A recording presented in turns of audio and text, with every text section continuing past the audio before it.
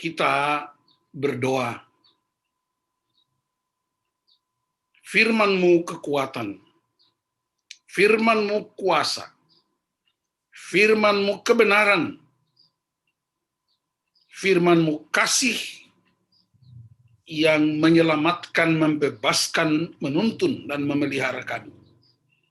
Urapi hamba-Mu dan seluruh umat-Mu, supaya kami mengalami kuasa, kebenaran, dan kasih-Mu dalam hidup dan kerja kami. Tuhan menyertai kamu. Diberkatinya Engkau. Amin. Marilah semua berdiri dan dengarkanlah firman Tuhan. Keluaran 32 ayat 1 sampai dengan ayat 14. Ketika bangsa itu melihat bahwa Musa mengundur-undurkan turun dari gunung itu, maka berkumpullah mereka mengerumuni Harun dan berkata kepadanya, "Mari, buatlah untuk kami Allah yang akan berjalan di depan kami. Sebab Musa ini orang yang telah memimpin kami keluar dari tanah Mesir. Kami tidak tahu apa yang telah terjadi dengan dia." Lalu berkatalah Harun kepada mereka, "Tanggalkanlah anting-anting emas yang ada pada telinga istrimu, anakmu laki-laki dan perempuan, dan bawalah semuanya kepadaku." Lalu seluruh bangsa itu menanggalkan anting-anting emas yang ada pada telinga mereka dan membawanya kepada Harun. Diterimanya itu dari tangan mereka, dibentuknya dengan pahat, dan dibuatnyalah daripadanya anak lembu tuangan. Kemudian berkatalah mereka, "Hai Israel, inilah Allahmu yang telah menuntun engkau keluar dari tanah Mesir." Ketika Harun melihat itu, didirikannya mezbah di depan anak lembu itu. Berserulah Harun, katanya, "Besok hari raya bagi Tuhan, dan keesokan harinya pagi-pagi maka mereka mempersembahkan korban bakaran dan korban keselamatan. Sesudah itu duduklah bangsa itu untuk makan dan minum. Kemudian bangunlah mereka dan bersukaria. Berfirmanlah Tuhan kepada Musa, "Pergilah, turunlah, sebab bangsamu yang kau pimpin keluar dari tanah Mesir telah rusak lakunya. Segera juga mereka menyimpang dari jalan yang kuperintahkan kepada mereka. Mereka telah membuat anak lembu tuangan, dan kepadanya mereka sujud menyembah dan mempersembahkan korban sambil berkata, 'Hai Israel, inilah Allahmu yang telah menuntun engkau keluar dari tanah Mesir.' Lagi firman Tuhan kepada Musa, 'Telah kulihat bangsa ini, dan sesungguhnya mereka adalah suatu bangsa yang tegar tengkuk. Oleh sebab itu biarkanlah aku, supaya murkaku bangkit terhadap mereka, dan aku akan membinasakan mereka. Tetapi engkau akan kubuat menjadi bangsa yang besar.' Lalu Musa mencoba melunakkan hati Tuhan Allahnya dengan berkata, 'Mengapakah Tuhan murkamu bangkit terhadap umatmu yang telah kau bawa keluar dari tanah Mesir dengan kekuatan yang besar dan dengan tangan yang kuat? Mengapakah orang Mesir akan berkata, dia membawa mereka keluar dengan maksud menimpakan malapetaka kepada mereka dan membunuh mereka di gunung dan membinasakannya dari muka bumi? Berbaliklah dari murkamu yang bernyala-nyala itu, dan menyesallah karena malapetaka yang hendak kau datangkan kepada umatmu. Ingatlah kepada Abraham, Ishak, dan Israel, hamba-hambamu itu.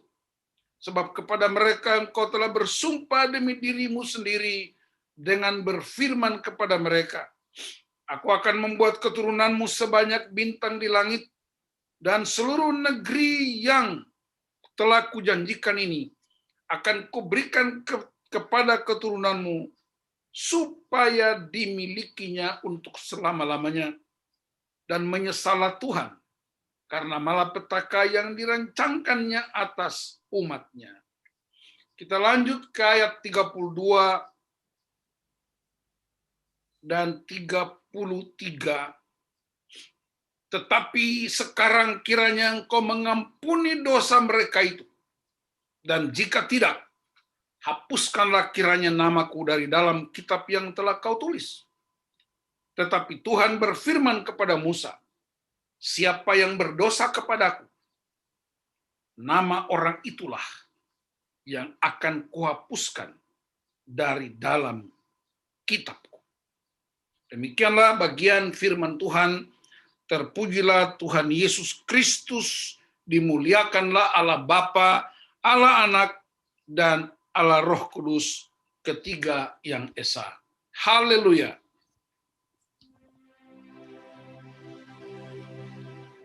Haleluya, haleluya, haleluya.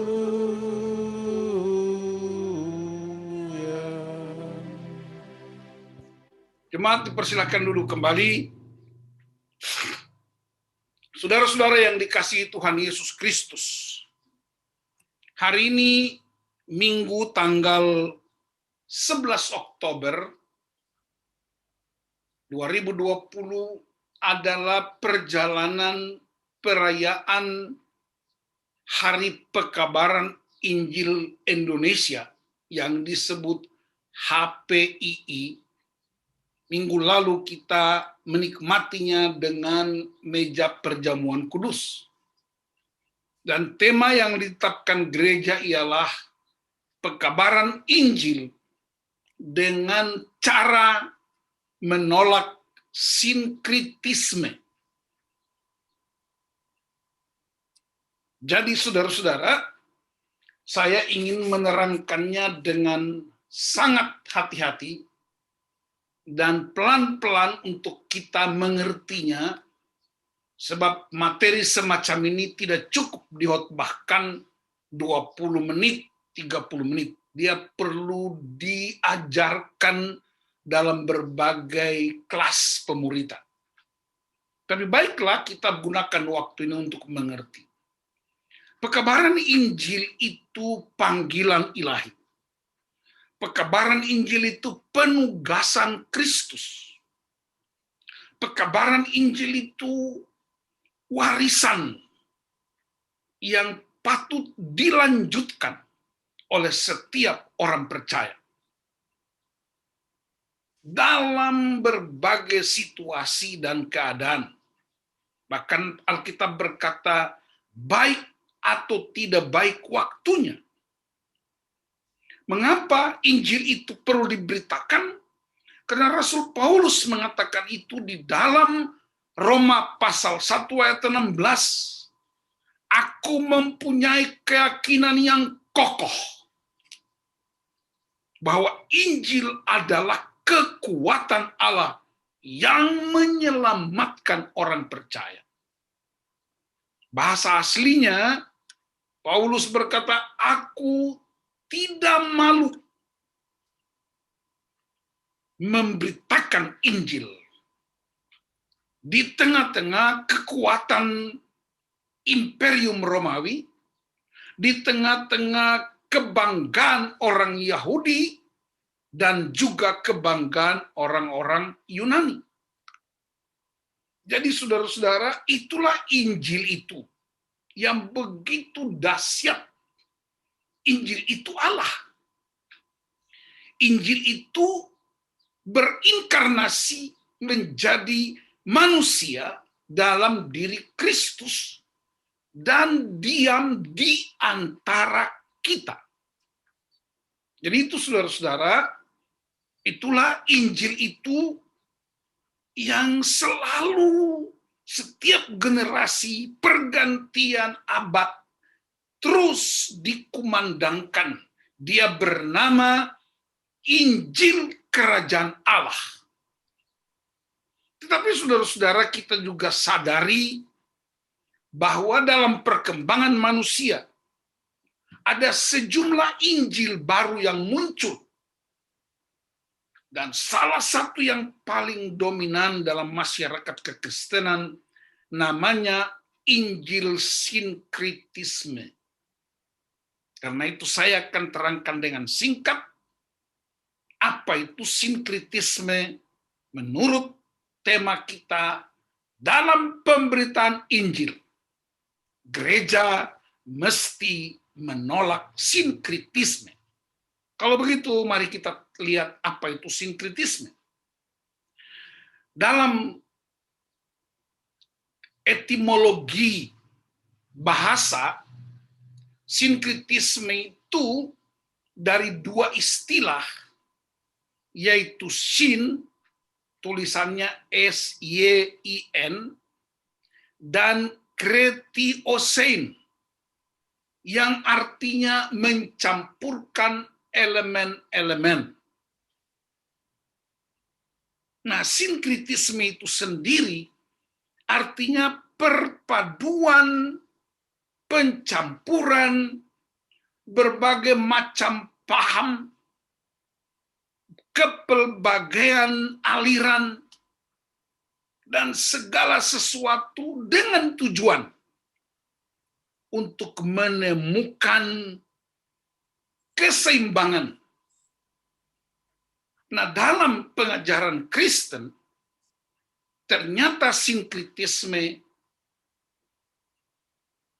justru mengerdilkan kekuatan Injil.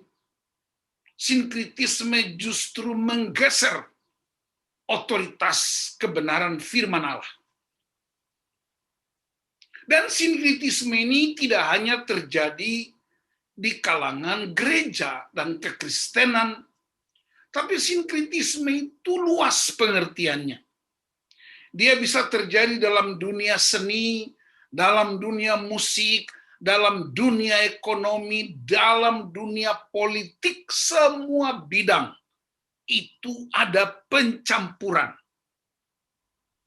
Seperti orang mengaduk semen dengan sejumlah elemen-elemen yang membentuk sebuah gedung, atau seperti ibu-ibu atau pria-pria yang punya keahlian mencampur adonan dengan berbagai macam campurannya supaya menjadi sebuah roti. Itu yang disebut pencampur adukan. Nah, hari ini kita fokus saja pada sinkritisme yang dialami oleh kekristenan, khususnya gereja modern. Sumbernya kita perhatikan Keluaran 32 ayat 1 sampai 14, dan tadi saya memilih dua ayat terakhir 32 dan 33. Saudara-saudara, kita tahu siapakah Israel itu. Mereka hidup di tanah Mesir selama 400 tahun kurang lebih. Dan dalam kehidupan mereka sebagai sebuah bangsa keturunan Abraham, Ishak, dan Yakub, kita tahu Abraham, Ishak, Yakub adalah orang-orang nenek moyang Israel, supaya seimbang tete moyang. Ada nenek moyang dan tete moyang. Israel yang sangat tekun menyembah Allah. Abraham membangun mezbah dan begitu kuat imannya kepada Tuhan sehingga dia disebut bapa orang beriman. Ishak begitu kokoh melanjutkan hidup Abraham, dan akhirnya Yakub melanjutkan itu, dan kemudian anaknya Yusuf membangun sebuah kekuatan baru di tanah Mesir. Dan karena itu saudara-saudara, Israel semakin hari semakin bertambah banyak. Apa yang mereka alami? Mereka mengalami penindasan yang luar biasa. Mereka mengalami tindakan-tindakan sewenang-wenang. Tidak hanya oleh kekuasaan Firaun setelah Yusuf mati, karena Firaun baru itu tidak mengenal lagi keturunan Yusuf, keturunan Yakub di tanah Mesir, tetapi juga ada gaya hidup orang Mesir yang hidup dalam penyembahan sejumlah dewa. Dan kita ingat ada 10 tula di Mesir yang Tuhan musnahkan, Tuhan nyatakan supaya menjadi tanda bagi Firaun untuk segera mengeluarkan Israel dari Mesir. Dan ingat 10 tulah itu adalah cara Tuhan untuk menghentikan, memusnahkan 10 dewa utama penyembahan orang Mesir. Dengan tujuan apa? Tujuannya supaya ketika Israel keluar dari Mesir, mereka keluar murni sebagai umat yang menyembah Allah. Mereka tidak keluar membawa spirit penyembahan orang-orang Mesir. Dan salah satu dewa yang paling populer di sana yaitu anak lembu atau lembu, atau dalam bahasa modern disebut sapi. Dan karena itu tidak heran, ada agama tertentu, ada keyakinan tertentu, mereka menjadikan sapi atau lembu sebagai Tuhan. Pertanyaannya, saudara-saudara, kenapa sapi atau lembu seringkali disembah sebagai Tuhan? Saya pernah melihat itu secara langsung di India Selatan. Ada agama tertentu yang menjadikan lembu atau sapi sebagai Tuhannya. Kenapa? Karena logikanya diterima. Apa itu logikanya? Kenapa sapi? Karena seluruh hidup sapi itu berguna buat manusia. Perhatikan, kotorannya dipakai sebagai pupuk untuk kesuburan tanah. Dan kalau tanah itu subur, memberi penghasilan yang baik buat rakyat. Di India, kotoran sapi tidak hanya pupuk, tetapi bisa menjadi batu bata dicampur dengan ilalang, bisa juga menjadi kayu api, karena kebanyakan daerah tidak ada kayu, hanya ladang yang luas, sehingga kotoran sapi itu dicampur dengan ilalang, begitu kering dia menjadi bahan bakar. Apalagi dari sapi, kulitnya bisa dipakai untuk bikin sepatu, bikin tas, bikin baju, dan seterusnya. Apalagi sapi, dagingnya bisa sirloin steak, bisa bikin gulai, semur, tulangnya masih bisa masak. Dan yang lebih hebatnya lagi, saudara-saudara, sapi itu terkenal di Indonesia. Matanya, namanya telur mata sapi. Jadi saudara-saudara perhatikan, itu hebat sekali itu sapi. Dan karena itu masuk akal kalau sapi dianggap sebagai pemberi kehidupan. Dan karena itu kepercayaan tertentu, mereka menyembah sapi atau lembu. Dan itu juga mempengaruhi pemikiran orang-orang Israel, itu juga mempengaruhi pemikiran Harun. Itu yang disebut spirit. Nah, ketika Musa naik ke atas gunung Sinai untuk berjumpa dengan Tuhan, lama 40 hari, itu lama sekali. Israel yang biasanya dituntun oleh seorang pemimpin. Israel ini ada dua sifat. Mereka tidak hanya keras kepala, tapi juga manja. Ini sifat-sifat ketidakdewasaan. Ketika Musa menghadap Tuhan, itu Tuhan yang suruh. Ingat saudara-saudara, naik ke Sinai itu berjam-jam. Saya puji Tuhan dapat kesempatan pernah naik ke tempat itu. Tapi saudara-saudara, orang Israel bersungut-sungut. Terlalu lama. Dan saya mau kasih ingat kita, Musa naik ke atas Gunung Sinai, bukan untuk cari sinyal handphone. Karena di bawah nggak ada sinyal, lalu dia naik ke atas cari sinyal. Bukan untuk foto pemandangan dari atas. Tapi pergi ketemu Tuhan yang hidup, yang berkuasa itu. Karena terlalu lama menurut orang Israel, tidak sabar menunggu, mereka datang mengintimidasi Harun. Siapakah Harun? Juru bicara Musa. Imam besar yang pertama dalam perjalanan orang Israel. Dan Alkitab menyebutkan mereka mengerumuni Harun. Kalau saudara dalam bahasa Alkitab terjemahan asli, bukan hanya mengerumuni, tetapi memaksa dengan kekerasan, mengintimidasi. Dan mereka paksa. Kalau pakai bahasa-bahasa premannya, kalau kamu nggak bikin, kamu akan lihat akibat. Dan karena itu Harun ambil jalan tengahnya. Silakan, serahkan semua anting-anting emas. Silakan semua perak dan semuanya dari istrimu, dari anakmu laki-laki, anakmu perempuan. Ada teman saya tanya, Pak Pendeta, itu orang Israel dapat emas dan perak dari mana? Oh gampang, jawabannya sederhana.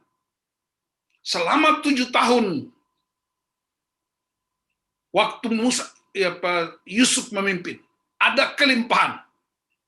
7 tahun kemudian kekeringan, kelaparan di seluruh negeri, sehingga orang datang ke Mesir untuk beli makanan, uang mereka sudah habis, lalu mereka barter emas, perak, permata, tembaga, semuanya ditukar untuk mendapatkan makanan, sehingga orang Mesir itu penuh melimpah dengan emas dan perak.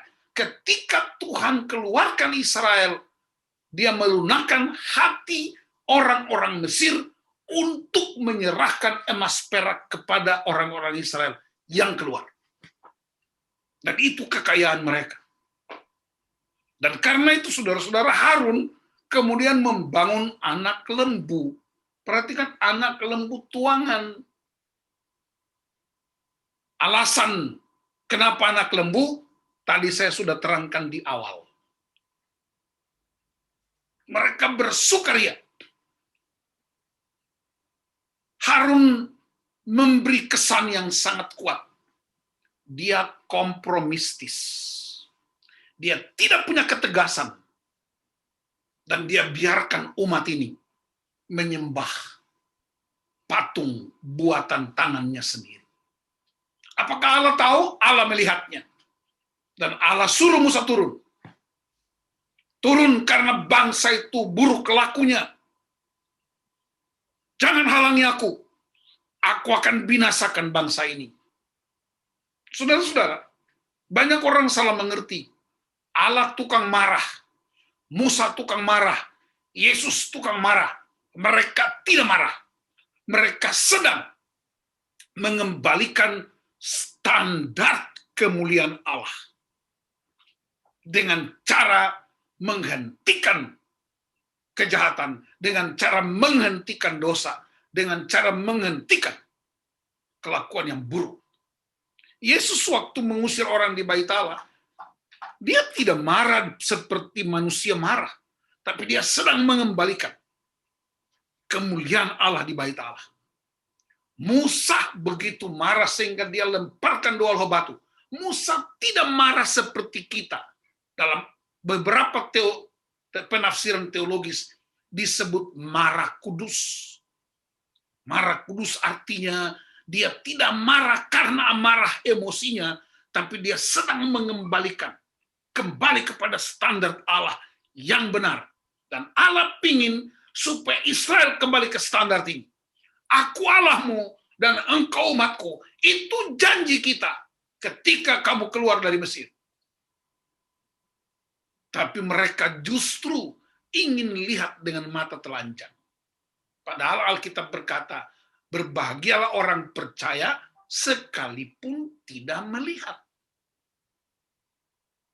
Nah, di manakah sinkritismenya? Pencampurannya di mana? Gaya hidup Mesir yang lama. Saudara-saudara, saya baru 30 tahun di Jakarta. Tapi dalam percakapan tertentu, sedikit logat gaya bicara Jakarta muncul. Padahal baru 30 tahun. Orang Israel 400 tahun di Mesir. Bagaimana mungkin tidak ada pengaruh kehidupan budaya orang-orang Mesir? Pasti ada. Dan tiba-tiba muncul spirit itu. Muncul. Sudah ada sitchin lebennya. Sudah ada kepercayaan. Kepercayaan mereka yang pernah mereka lihat di tanah Mesir. Penyembahan kepada dewa-dewa. Penyembahan kepada lembu emas itu. Itulah sebenarnya kekuatan. Mereka berkompromi, Tuhan diabaikan, dan mereka mulai mempraktekkan gaya hidup yang lama. Itu sinkretisme. Dan Harun juga tidak lepas dari situ, karena dia punya imajinasi yang kuat. Dia mengerti Israel, dia mengerti apa yang terjadi di Mesir. Nah, saudara-saudara, dalam kisah itulah Musa berdialog dengan Tuhan. Inilah keputusan yang paling hebat. Musa menghadap Tuhan, Tuhan jangan binasakan mereka, ini umatmu, bagaimana namamu di depan bangsa-bangsa lain. Hati Tuhan dilunakkan. Pesan penting buat kita.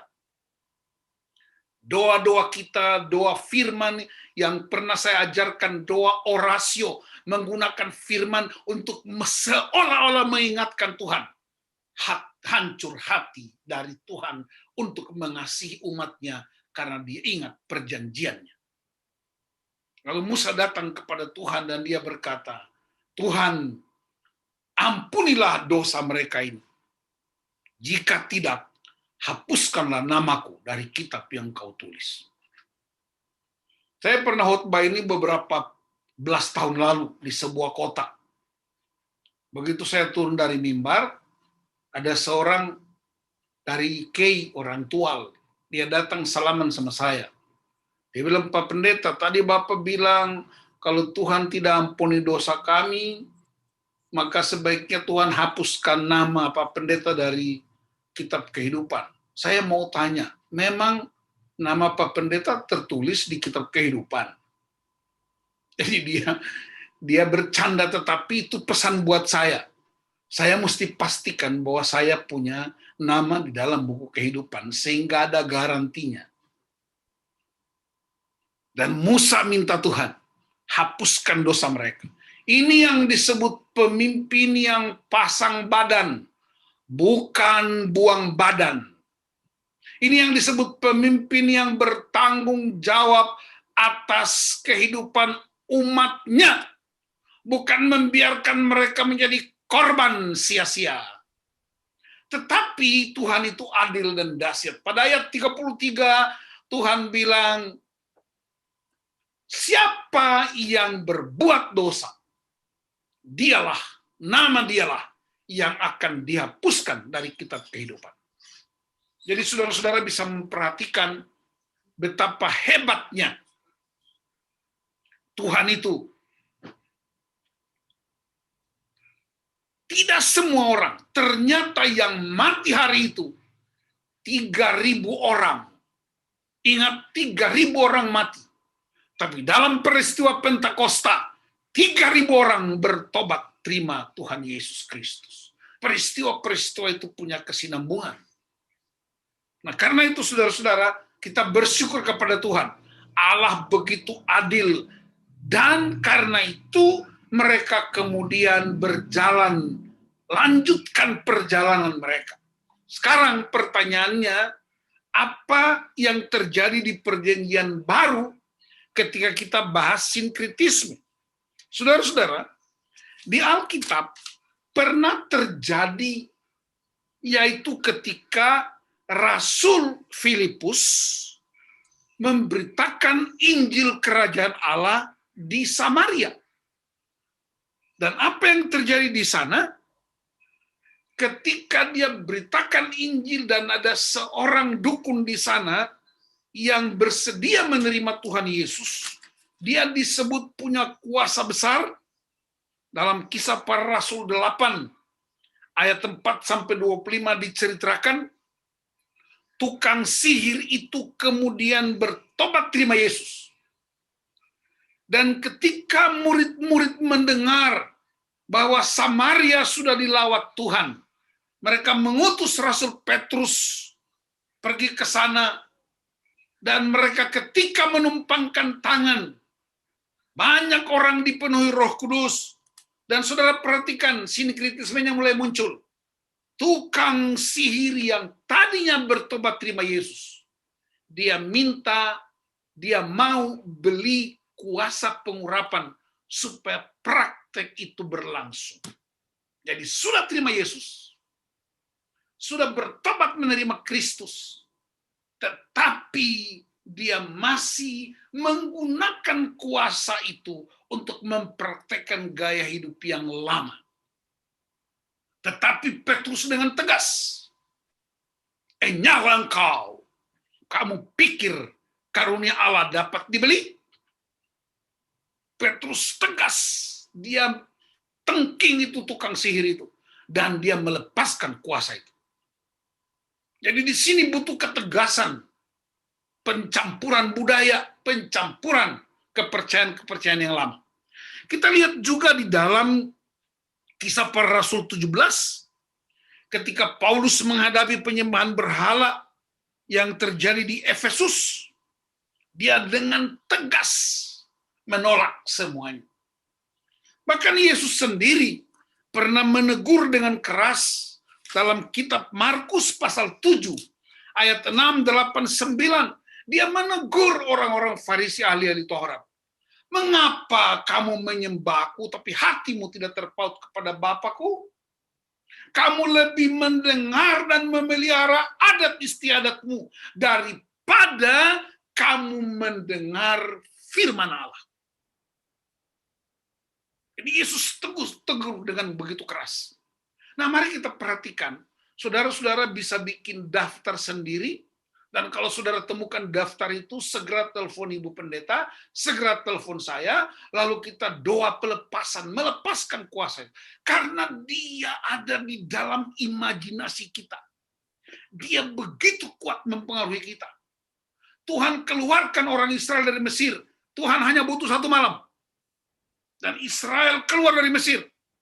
Tetapi untuk keluarkan gaya hidup Mesir dari otaknya orang Israel, Tuhan butuh 40 tahun, dan bahkan mati semua kecuali Yosua dan Kaleb yang masuk tanah perjanjian dengan generasi baru yang lahir di padang gurun.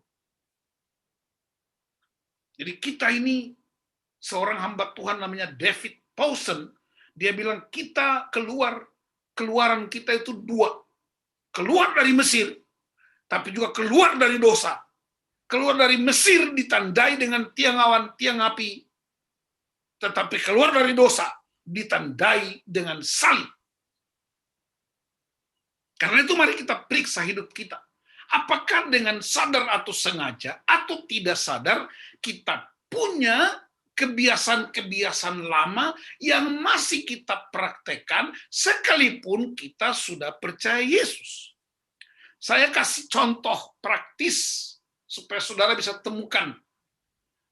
Ketika kami melayani di satu pulau di daerah timur, saya nggak sebut namanya, dan di sesi terakhir ada sesi pernikahan yang dilahirkan kembali. Peserta itu kurang lebih 100 pasang. Salah satu pasangannya ialah Pak Bupati dengan istrinya. Nah, bupati ini, dia bukan sekedar bupati karena terpilih, tapi dia juga kepala suku, turunan raja yang layak menjadi pemimpin. Ketika saya sampaikan firman Tuhan selesai, acara terakhirnya ialah praktekkan gaya hidup Kristus. Suami sebagai sumber, suami sebagai kepala, bersedia untuk membasuh kaki istri dan didoakan. Saudara-saudara tahu apa yang terjadi?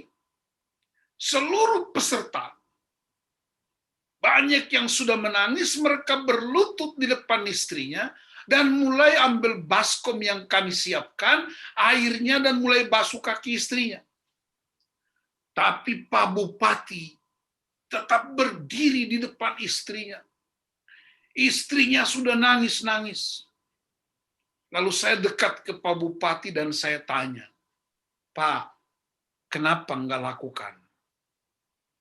Dia geleng-geleng kepala sambil dia bilang, Pak Pendeta, saya ini raja di sini. Saya ini bupati. Saya ini tokoh masyarakat. Apa kata rakyat saya yang sedang nonton acara ini? Dan memang acaranya hanya 100 pasang, tetapi di halaman gereja penuh dengan umat. Saya nggak mungkin mempermalukan budaya kami. Saya nggak mungkin melakukannya, Pak Pendeta. Dia tetap berdiri dengan gemetar, istrinya sudah nangis dan istrinya melihat wajahnya, dia bilang, Pak, lakukan saja. Lalu saya semakin mendekat ke Pak Bupati dan saya bisikin ke telinganya. Bapak ambil keputusan. Taat pada budaya Bapak atau taat pada budaya kerajaan Allah. Kalau Anda tidak mau taat kepada budaya kerajaan Allah, hari ini Anda lepaskan Kristus dari hidupmu dan keluargamu dan masyarakat di sini. Lalu dengan pelan dia duduk, kemudian dia membasuh kaki istrinya, dan saudara tahu apa yang terjadi di seluruh gereja itu, di seluruh peserta. Semuanya diam, tidak ada yang bicara. Dan banyak orang mulai menyaksikan Bupati membasuh kaki istrinya. Ketika dia mulai berdiri, saudara, di dalam gedung gereja itu, seperti sebuah pesta besar. Orang bersorak-sorai, orang bertepuk tangan, orang berjoget di situ. Mereka bersuka cita. Dan saya datang ke Bupati, saya katakan, ternyata Anda salah. Anda tidak dihina karena melakukan perbuatan ini. Justru Anda semakin dihormati, Anda semakin menjadi teladan, Anda semakin menjadi seorang pria yang hebat. Dan saudara-saudara, itu yang saya maksud dengan ternyata Injil Kristus begitu kuat, menyembah Tuhan, tapi masih terikat dengan tradisi dan kebudayaan-kebudayaan manusia. Ada juga pola-pola lain. Orang tua kita sudah meninggal, istri sudah meninggal, suami sudah meninggal. Tapi kalau kita kebaktian, kita siapkan kursi. Itu tempat duduknya. Kita siapkan piring yang kosong, itu nanti tempat makannya papa atau mama. Itu yang disebut sinkretisme. Yaitu percaya Kristus, tapi masih terikat dengan kebudayaan-kebudayaan lama sebelum Injil masuk. Oh, dia datang bicara dengan saya. Padahal kita mengerti, orang mati itu tubuhnya ke tanah, rohnya sudah kembali kepada Tuhan. Urusan kita ialah hidup dan berbuah di bumi. Karena itu saudara-saudara, saya mendorong kita, mengencourage kita untuk bikin daftar. Oh, ternyata dalam praktek hidup kami, budaya-budaya lama sebelum Injil masuk masih menjadi gaya hidup kami sehari-hari. Dan itulah yang menyebabkan kita tidak bisa tenang. Alkitab berkata orang yang mendua hatinya tidak tenang dalam hidup.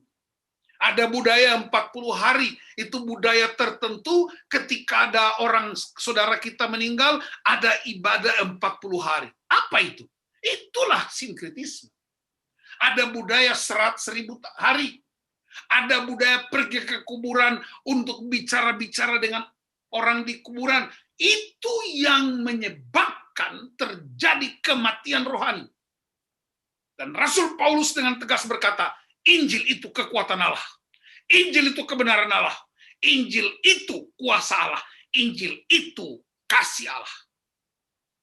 Karena itu saya berdoa supaya GKO Sola Gracia yang dengar firman dan mereka yang mendengar di YouTube, kita mesti bikin keputusan radikal bahwa kita menghormati siapapun, tetapi kita hanya yakin bahwa Tuhan yang mengatur hidup kita.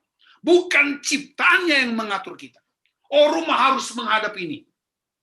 Oh, kalau bangun rumah harus mulai jam 5 pagi. Oh, tiangnya harus menghadap ke matahari terbit. Oh, kita ambil rumah harus menghadap ke sana, menghadap ke sini, dan seterusnya. Itu membangun imajinasi yang buruk. Dan di manakah Tuhan? Bukankah Tuhan telah memimpin engkau dengan tiang api dan tiang awan? Bukankah dia keluarkan air dari batu karang yang begitu keras, tapi air bisa keluar? Bukankah dia turunkan mana dari sorga? Bukankah dia kasih daging yang kau makan? Bukankah malaikat berjalan di depanmu? Maka kita tolak semua sinkretisme. Dan menolak sinkretisme itu sama dengan pasang badan. Banyak hamba-hamba Tuhan disingkirkan. Banyak hamba-hamba Tuhan tidak lagi diundang. Saya pernah diundang satu lagi oleh seorang wali kota bikin KKR kota di sebuah kota. Saya nggak sebut lagi. Kota lain lagi. Dan saya dengan artis penyanyi, 2 artis penyanyi itu duduk di kelas bisnis. Pendeta duduk di kelas ekonomi. Itu biasa. Sudah jadi kebiasaan. Pesawat Garuda. Begitu mendarat, pagi-pagi karena itu terbang malam, saya lihat ada 2 mobil panitia datang langsung ke pintu pesawat karena belum ada garbarata. Lalu 2 artis itu naik, masing-masing 1 mobil, dibawa ke ruang tunggu. Saya tidak ada yang jemput, padahal saya pengkhotbahnya. Lalu saya ikut bis umum yang dinaiki oleh para penumpang. Saya langsung ke tempat penjemputan barang. Sementara wali kota dengan para pejabat sudah menunggu di pintu gerbang. Untuk apa? Menyambut kami, pendeta dan para artis, tetapi pendeta harus injak telur ayam yang ditaruh di dalam piring besar yang ada gambar-gambarnya itu. 15 menit saya nggak muncul-muncul di situ. Tiba-tiba datang seorang panitia yang kenal saya. Oh, Pak Pendeta, kok Bapak ada di sini? Bapak sedang ditunggu oleh Pak Wali Kota dan staf dan para pejabat. Untuk apa? Kita mau keliling kota pawai. Karena nanti malam ada KKR. Apalagi, Bapak Pendeta harus injak telur di depan pintu gerbang itu. Supaya menjadi tanda kita masuk ke kota. Saya kasih tahu dia. Saya sebut namanya, Pak, tolong kasih tahu Pak Wali Kota.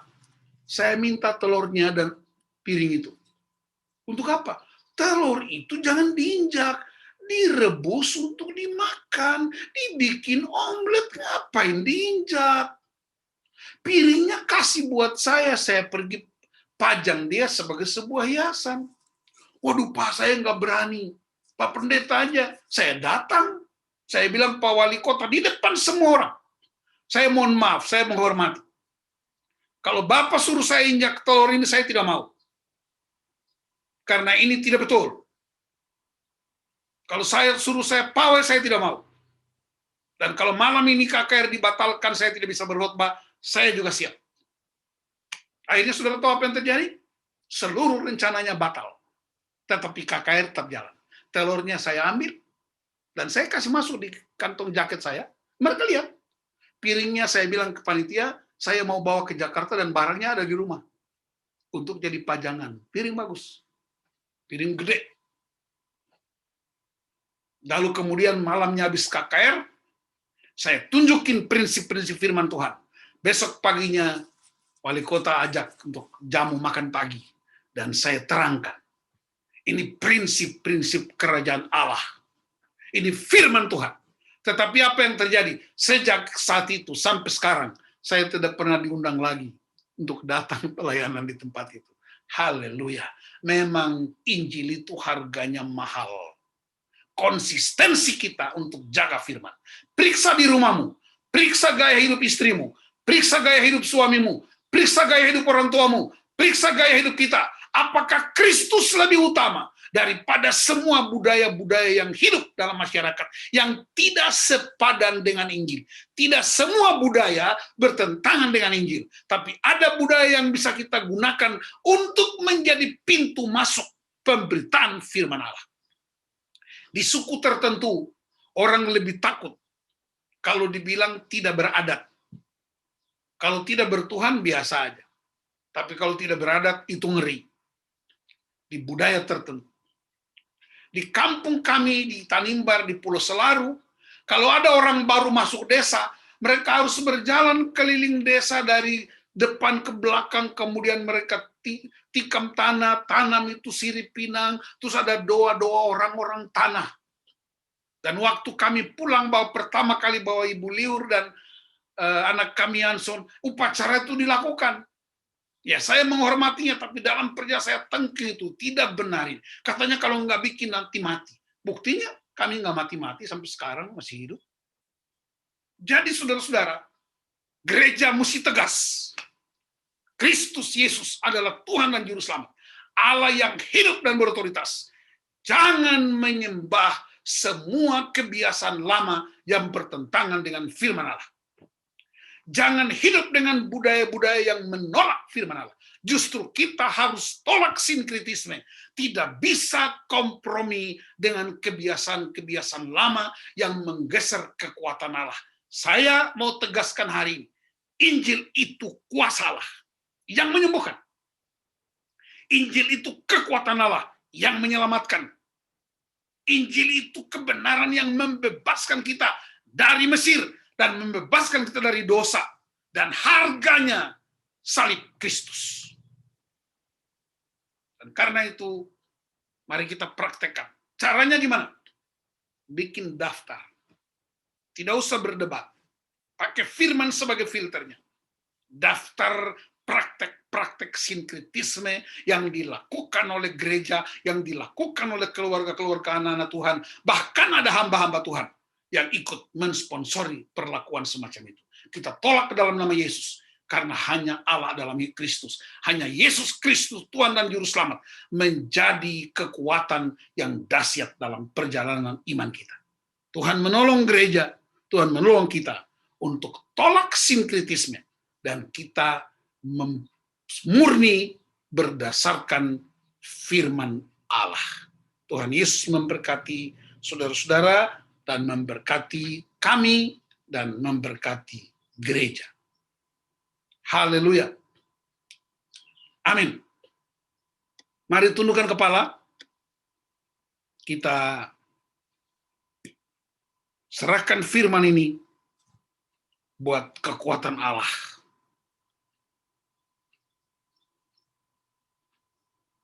Terpujilah Engkau Tuhan.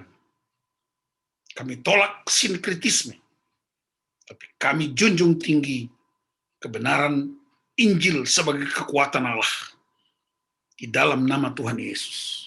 Haleluya. Amin.